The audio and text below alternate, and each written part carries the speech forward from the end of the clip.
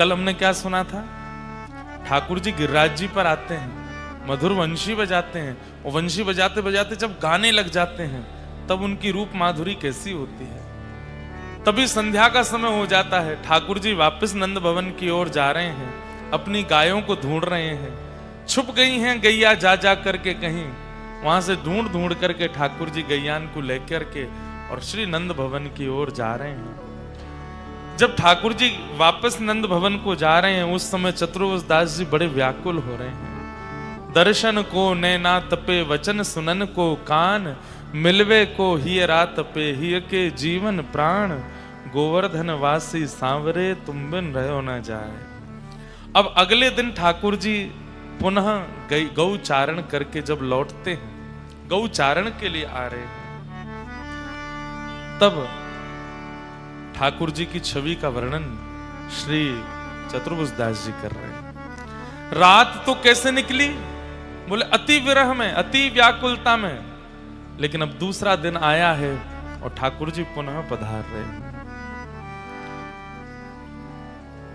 गोवर्धन वासी सावने,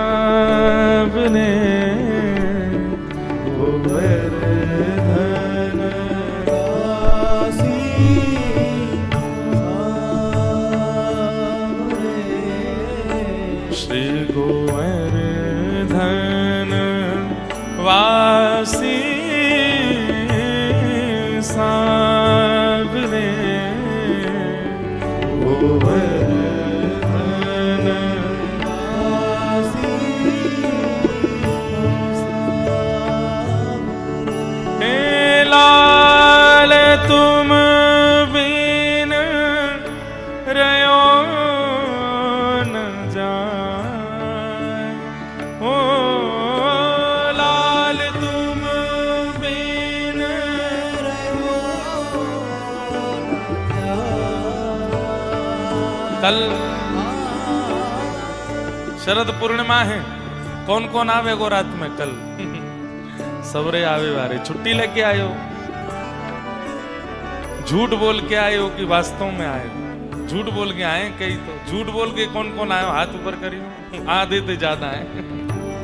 कल कथा रात्रि 10 बजे से होगी हमारे श्रीनाथ जी के मंदिर पूछरी पे, और वहां से पहले दिन में यहाँ रास भी है, वहीं रास है, वहीं रास भी है। यहाँ पे कल 6 बजे से हमारे श्री रसिक शरणम में ठाकुर जी को उत्सव भी है। कल वहां पर भी सुंदर पद पदावली ठाकुर जी की गाई जाएंगी। ऐसे हमारे रसिक शरणम में चित्र विचित्र बाबा के यहाँ भी कल उत्सव हो। कल पूरे दिन कछु करनो ना है, बस गाते ही रहो, दिन ते ही गाते रहियो, बस इतनी ऊर्जा बचा के रखियो कि रात में नृत्य भी करनो है, रात में श्री गिरिराज जी में तलेटी में आनंद भी करनो है। कल संभवतः हमें कृष्ण कृपा धाम भी जाना है, पूज्य महाराज जी के यहाँ उत्सव है, फिर यहाँ पे शाम को रसिक शरणम में ठाकुर जी के यहाँ उत्सव है, फिर रात्रि 10 बजे से श्रीनाथ जी के मंदिर पूछरी में प्यारे रास बिहार महोत्सव होएगा। गोपी गीत याद करके आई हो सबरे, कल एक स्वर में गावेंगे। आहा, कल खूब आनंद आवेगा, और इस पद को गा करके ही कल कथा का प्रारंभ करेंगे।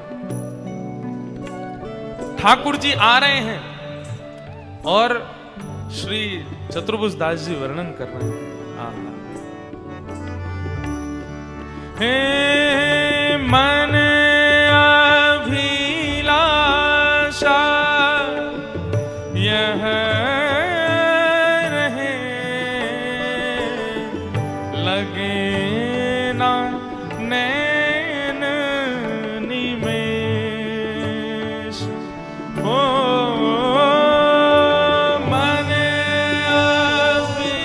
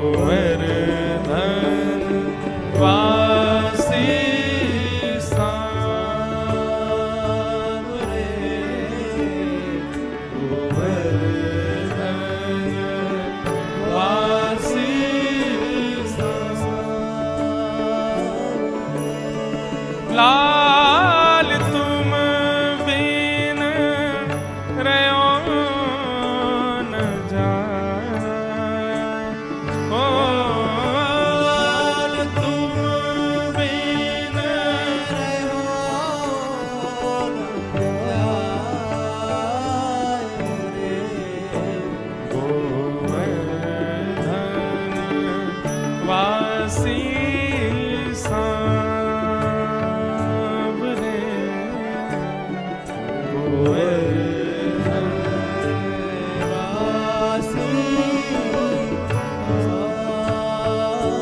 एक बहुत विशेष बात सुनियो। ठाकुर जी के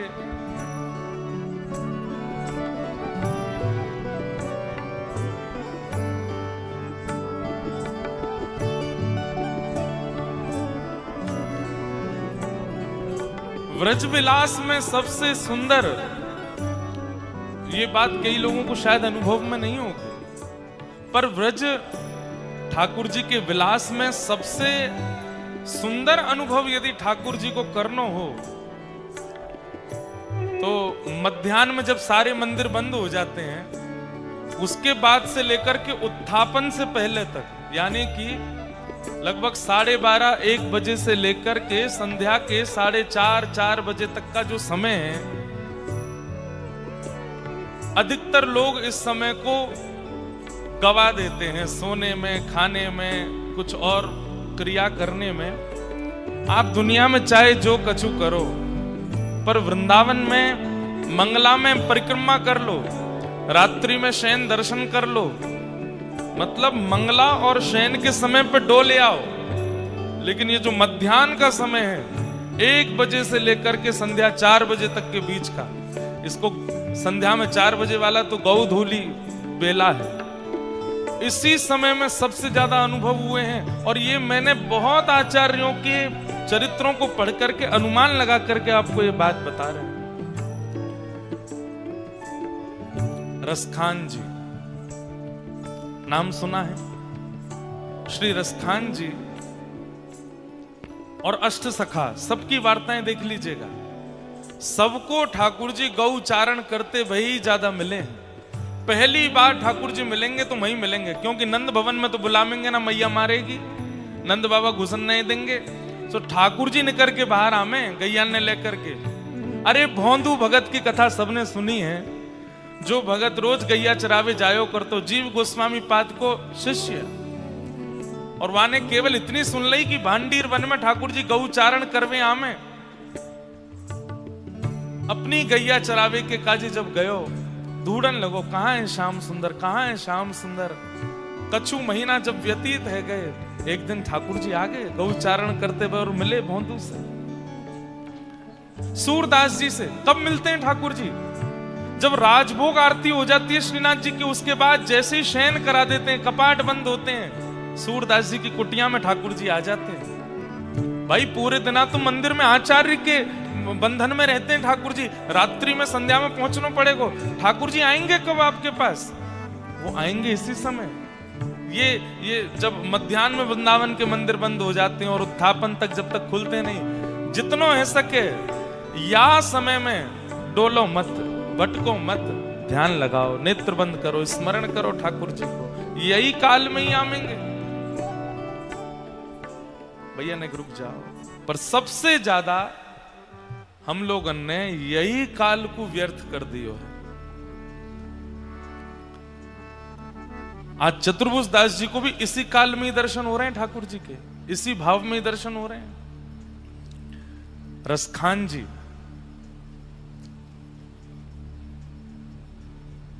सदा वृंदावन बस गए। गोस्वामी तुलसीदास जी महाराज जब मिलने के लिए आए रसखान जी से, तो रसखान जी से कहते हैं कि जब गोस्वामी तुलसीदास जी महाराज यहाँ कई संतों से, आचार्यों से मिले, गुसाई जी से मिले, नंददास जी से मिले, सूरदास जी से मिले, जब पता चली कि यहाँ पर एक यवन कुल का बालक भी है जो ठाकुर जी का भजन करता है। जब रसखान जी के पास गए तो रसखान जी को पता चली कि गोस्वामी जी आ रहे हैं। रसखान जी ने अपने पूरे स्थान को इतना स्वच्छ किया, पूरे मार्ग पे महाराज यमुना जल छिड़क करके आए हैं कि आज मेरे घर साक्षात से गोस्वामी जी आ रहे हैं, मैं जहां रहूंगा गोस्वामी जी आ रहे हैं। गोस्वामी तुलसीदास जी महाराज आए रसखान जी ने दंडवत प्रणाम दूर से कियो। बोले महाराज जय जय, बड़ी कृपा करी, आप तो यहाँ पधारे। मैं तो इतना भी अधिकारी नहीं कि आपको अपने नेत्रन से देखूं, आपको स्पर्श करूं, आपके सामने भी आऊं। दूर दूर खड़े हैं। गोस्वामी जी जैसे नेक पास जाएं तो रसखान जी नेक और दूर रह जाएं कि कहीं मेरा स्पर्श नहीं रह जाए। गोस्वामी जी समझ गए ये दूर दूर भाग रहे हैं, हाथ पकड़ करके अपने समीप बुलायो, अंक में भर लियो। कहो रसखान कैसे हैं आप? बस वो तो नेत्रन से अश्रु प्रवाह कर रहे हैं। बोले जय जय, आपने बड़ी कृपा करी, आप पधारे, आपके दर्शन करके मैं तो कृतार्थ है क्यों। बोले आप यहीं रहते हैं, स्टीला पे ही रहते हैं, पूरे दिन क्या करते हैं? बोले बस पूरे दिन प्रतीक्षा करूं। बोले काय की प्रतीक्षा? बोले ठाकुर जी गौ चारण करवे के काजे यहां पे आम है। कभी कोई गैया दिख जाए, विचित्र सी गैया, ऐसी गैया हमने कभी देखी नहीं। कभी सुंदर कस्तूरी और चंदन की सुगंधी आने लगे, अरे मैं रात की प्रतीक्षा ना करूं, मैं मंगला की प्रतीक्षा ना करूं, मैं तो प्रतीक्षा करूं वाह काल की, जा काल में ठाकुर जी गैया चरावे आम है। और मैंने अनुभव किया है, ठीक दोपहरी धूप की ऐसी किरण पड़े कि महाराज चल फिर ना पामे, पर वही समय में निकल करके ढूंढवे जाऊं और कहीं ना कहीं कोई ना कोई अनुभव मुकु है जाए। वही समय ठाकुर जी यहां पे अनुभव करा में मुकु। इसलिए भैया ये काल जो है ना मध्याह्न का, इसको आप व्यर्थ मत गवाइए। सुबह दर्शन कर लीजिए, जहां जहां जाने परिक्रमा कर लो, संध्या में कर लो, पर ये जो मध्याह्न को समय है, या समय पे तो एक जगह एकांत में कहीं बैठ जाओ और ध्यान लगा करके ठाकुर जी को चिंतन करो, क्योंकि यही वो काल है जहां में ठाकुर जी निकले। या तो ये काल है या रात्रि में 2:30 बजे के बाद और सुबह मंगला तक को समय है। वह समय ठाकुर जी रास बिहार करके वापस नंद भवन जामे। मैया तो सुवादे लाला को 8-9 बजे, वहां के बाद ठाकुर जी जैसे ही मैया की गहरी नींद आवे सोई ठाकुर जी भाग जाए रास करवे, और रास बिहार करके वापस मंगला से पहले पहले लौटे। तो मंगला से पूर्व को समय और उत्थापन से पूर्व को समय, ये 2 काल ऐसे हैं वहां में ठाकुर जी को अनुभव रसिक प्रेमी को है सके। अनेक रसिकन को वही काल में ठाकुर जी मिले हैं। आज चतुर्भुज दास जी को भी वही समय में ठाकुर जी दिख रहे हैं। कैसे आ रहे हैं? मधुर चाल चलते भय, टेढ़ी मेढ़ी चाल है ठाकुर जी की। श्री चतुर्भुज दास जी कह रहे हैं क्या? पूरण शशि मुख देख के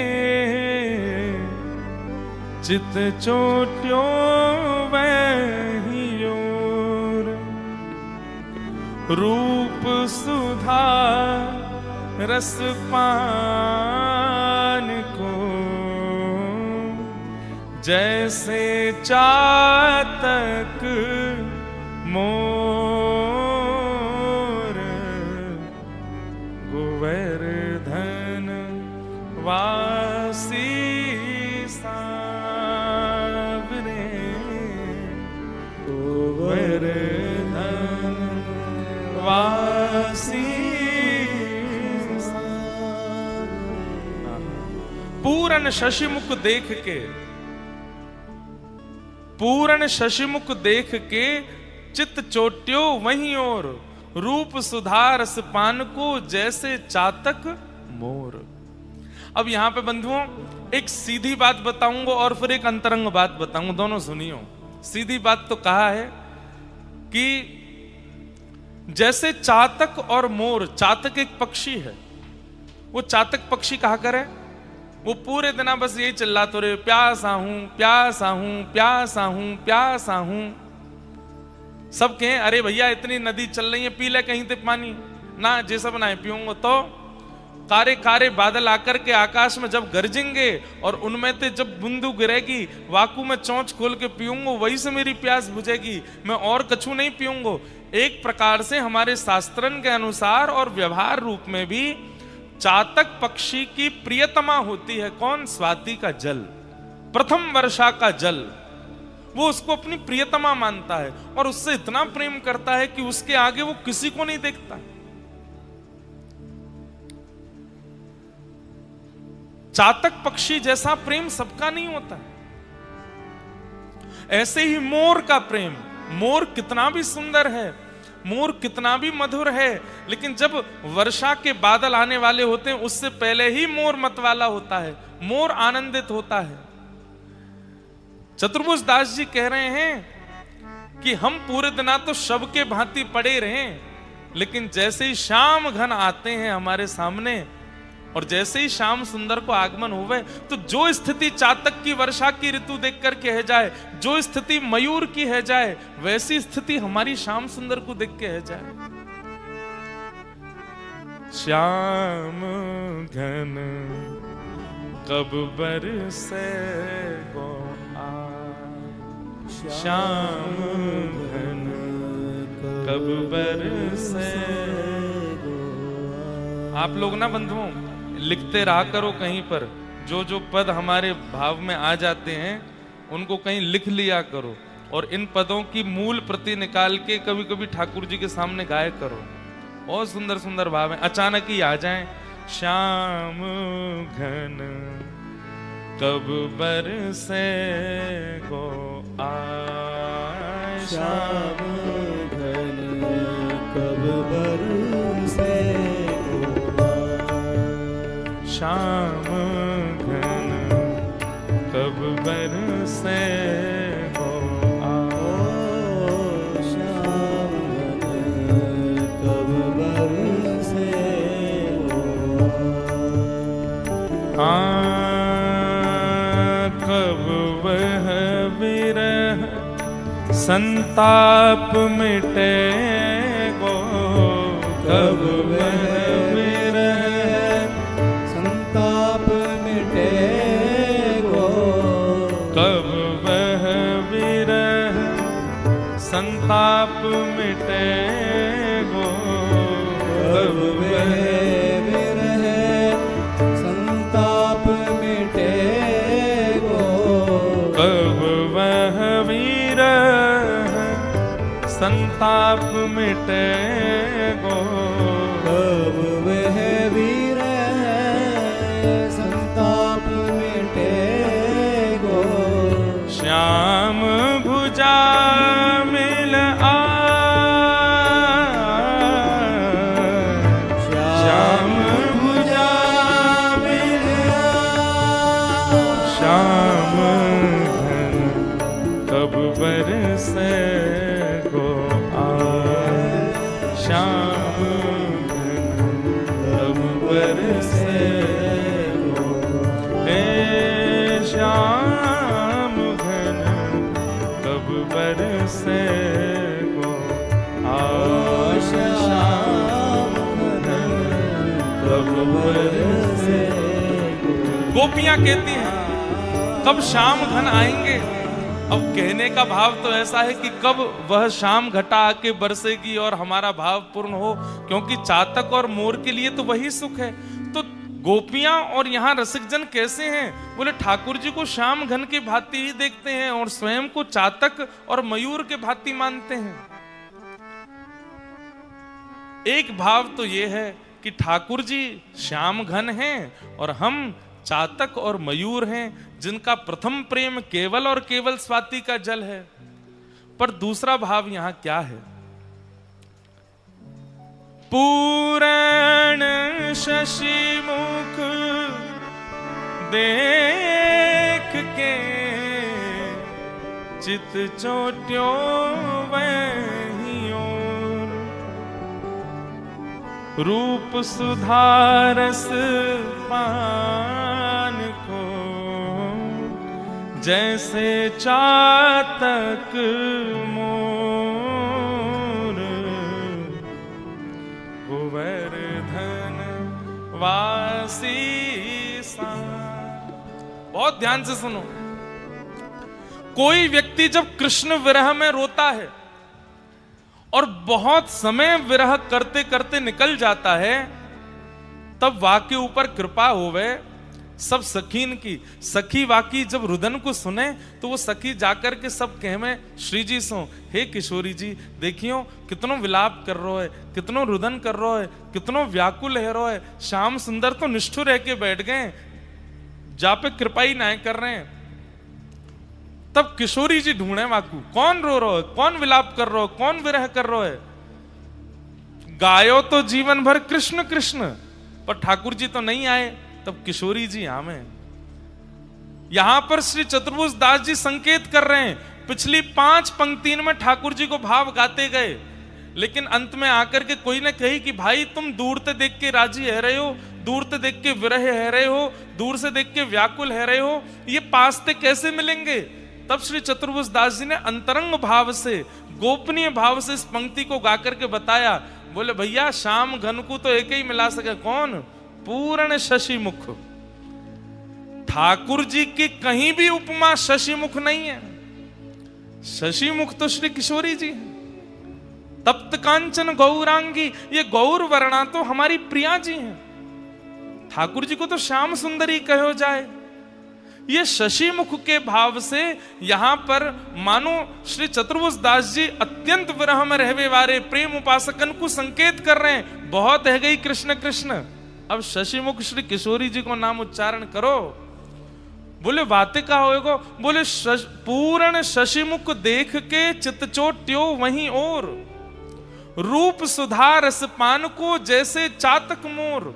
बोले अरे भैया या शाम के पीछे पड़े रहोगे, जे कभी दिखेगो कभी नहीं दिखेगो, कभी कृपा करेगो कभी नहीं करेगो, कभी तुम्हारे गुण दोषन को देख करके है सके दूर भी है जाए, लेकिन ये श्याम सुंदर जाके रूप को देखवे के काजे हम तरस रहे हैं।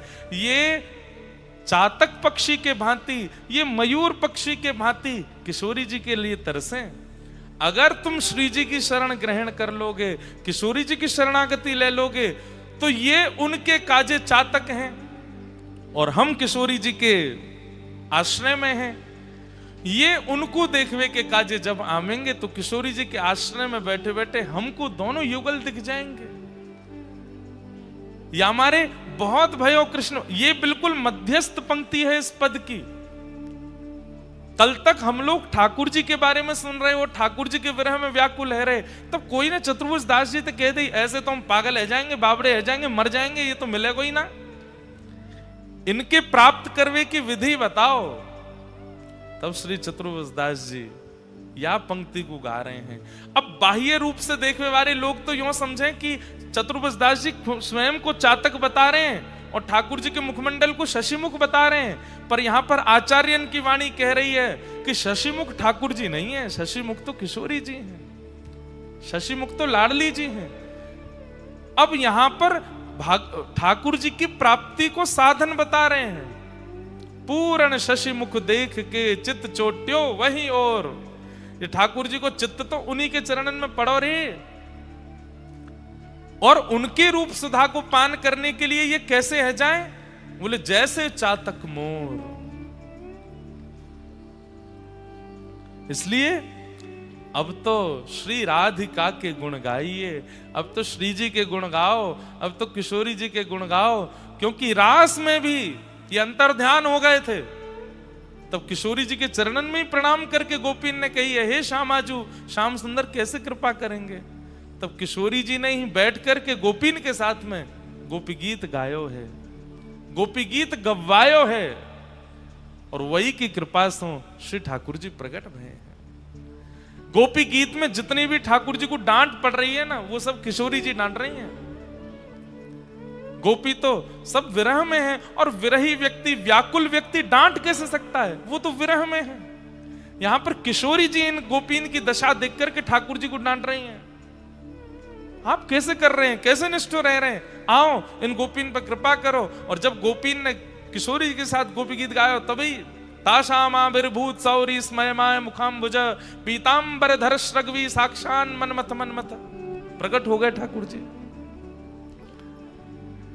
जब तक किशोरी जी की शरणागति नहीं लोगे, तब तक ये श्याम सुंदर तो कछु ना कछु आनंद कराते ही रहेंगे, ये तो ऐसे परेशान करते रहेंगे।